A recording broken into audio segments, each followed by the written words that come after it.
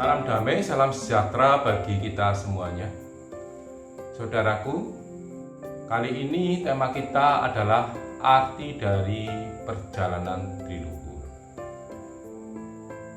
Saudaraku, kalau kita menyebut kalimat perjalanan Triluhur, maka kalimat tersebut mengandung dua pengertian ataupun dua arti, yaitu yang pertama, perjalanan Triluhur yang berartikan sebagai suatu ajaran, di mana ajaran perjalanan Triluhur adalah suatu ilmu ketuhanan ataupun ilmu keyakinan. Untuk penjelasan tentang hal ini, silahkan bisa ditonton dalam video lainnya yang berjudul Perjalanan Triluhur sebagai Ilmu Ketuhanan. Kemudian arti yang kedua, yaitu perjalanan Triluhur dalam arti pribadi dari manusia itu sendiri. Mengapa disebut sebagai perjalanan Triluhur itu adalah pribadi dari manusia itu sendiri? Karena perjalanan Triluhur adalah diri manusia itu sendiri, di mana kalimat perjalanan Triluhur mengandung satu makna adalah sebagai berikut. Perjalanan Triluhur terdiri dari tiga kata: perjalanan, tri, dan luhur. Arti dari perjalanan ini adalah, menurut ajaran perjalanan Triluhur, adalah suatu proses kehidupan manusia di dunia ini, di mana manusia hidup di dunia ini akan mengalami suatu godaan, tantangan, rintangan, dan gangguan, akan mengalami senang dan susah, sedih dan gembira, kemajuan dan kemunduran, berjalan di jalan yang baik dan kadang yang tidak baik. Dan semua dari apa yang dilalui manusia dalam kehidupan ini, itulah yang di dalam ajaran perjalanan Triluhur disebut sebagai suatu perjalanan. Kemudian yang kedua, arti dari kata tri ini artinya adalah tiga, di mana menurut ajaran perjalanan Triluhur bahwasanya manusia terdiri dari tiga unsur, di mana dalam pribadi manusia menurut ajaran perjalanan Triluhur mempunyai unsur yang pertama, yaitu setiap manusia mempunyai jasad, atau secara umum disebut dengan jasmani, atau secara umum lagi disebut dengan lahir.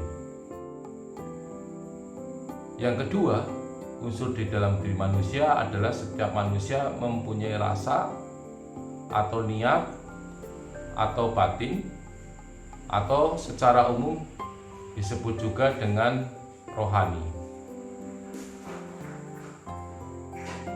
Dan unsur yang ketiga adalah bahwa di dalam setiap pribadi manusia itu mempunyai unsur yang ketiga, yaitu unsur hidup atau roh yang ada di dalam diri manusia itu sendiri. Oleh karena itu, tri itu adalah setiap diri manusia mempunyai jasad atau jasmani, rasa, niat, batin atau rohani. Yang tiga adalah unsur roh atau sang hidup. Tiga unsur inilah yang disebut dengan tri. Dan selanjutnya kata yang ketiga yaitu luhur. Luhur itu menurut ajaran perjalanan Triluhur adalah suatu perbuatan yang atas. Luhur itu atas, tinggi. Jadi luhur itu adalah suatu perbuatan yang tinggi, suatu perbuatan yang atas, di mana atas tersebut adalah di atasnya kebaikan, di atasnya kebenaran. Orang yang sudah benar-benar baiknya itu baik yang sangat baik, sehingga bisa dikatakan secara umum disebut dengan budi pekerti luhur. Jadi ajaran perjalanan Triluhur adalah membawa manusia dalam proses kehidupan manusia itu menjadi manusia yang berbudi pekerti luhur. Saudaraku, Dari penjelasan ini maka bisa disimpulkan menurut ajaran perjalanan leluhur bahwa sesungguhnya setiap manusia itu juga perjalanan tri. Artinya perjalanan tri itu memiliki 3 unsur dan sedang melaksanakan proses kehidupan. Hanya luhurlah itu yang masing-masing manusia itu berbeda-beda, karena itu adalah suatu perbuatan sehingga tidak semuanya sama. Tapi ajaran perjalanan leluhur berusaha membawa manusia agar sikap mental kepribadiannya itu adalah mental kepribadian yang berbudi pekerti. Untuk lebih jelasnya bisa dilihat nanti di video-video selanjutnya. Kembali mengupas tentang 3 unsur itu, saudaraku, bahwa di dalam diri manusia itu mempunyai 3 unsur tadi, yaitu jasad, itu menurut ajaran leluhur itu adalah sifatnya kasar. Kemudian rasa atau niat atau batin yang sifatnya halus. Yang ketiga adalah roh sang ataupun sang hidup, itu sifatnya sangat halus. Sifat yang kasar dan sifat yang halus ini memang sudah menjadi kenyataan hidup di dunia, bahwa kadangkala ada sifat kasar dan sifat halus. Sebagaimana contoh, misalkan gula itu bentuk wujudnya itu seperti gula itu, tapi di dalamnya mempunyai rasa manis. Ada sifat kasar dan sifat halus. Garam, wujudnya garam, rasanya asin. Kopi, wujudnya kopi dan rasanya pahit. Dan sebagainya sesuai dengan benda-benda alam yang ada di dunia ini, di lingkungan kita. Seringkali ada yang wujud dan ada yang tidak terwujud, ada yang wujud dan ada wujudnya dan ada rasanya. Ibaratnya kalau seandainya itu gula, kemudian rasanya manis, dikasih roh, maka hiduplah itu si gula tersebut. Karena ada hidupnya maka bisa bergerak.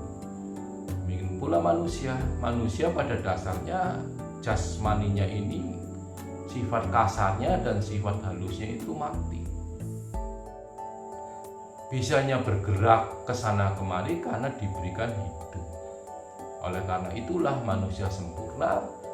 Ada sifat kasar yaitu jasad atau jasmani, ada sifat halusnya yaitu niat batin atau rohani, dan ditambah dengan hidup yang berasal dari Yang Maha Hidup, maka manusia bisa hidup. Di mana hidup manusia di dunia ini, di dalam perjalanannya itu oleh ajaran perjalanan leluhur berusaha dibawa dan dikuatkan untuk menjadi manusia yang berbudi pekerti. Demikianlah sekilas tentang arti dari perjalanan leluhur. Untuk penjelasan tentang lain-lainnya nanti bisa dilihat dalam video selanjutnya. Oh iya, ada yang kelupaan, saudaraku. Di dalam upaya ataupun usaha ajaran perjalanan leluhur membawa dan membimbing serta membina manusia berbudi pekerti budi luhur itu, salah satu caranya di dalam ajaran perjalanan leluhur, bahwa manusia yang tadinya mempunyai jasad atau jasmani nanti diarahkan atau dibawa agar jasadnya atau jasmaninya menjadi jasad yang sejati. Kemudian rasanya atau niatnya itu di dalam ajaran perjalanan leluhur akan dibawa menuju pada rasa yang sejati atau secara umum disebut dengan rohani.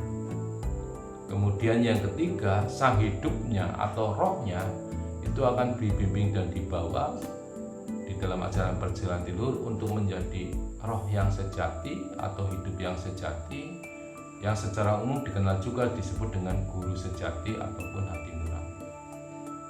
Untuk proses menjadikan jasad menjadi jasad sejati, rasa menjadi rasa yang sejati, kemudian roh sang hidupnya menjadi hidup sejati atau guru sejati, nanti bisa dilihat dalam video-video selanjutnya. Demikian saudaraku, penjelasan saya sementara ini tentang arti perjalanan luhur. Kurang lebihnya bila mana ada kesalahan, maaf dan terima kasih.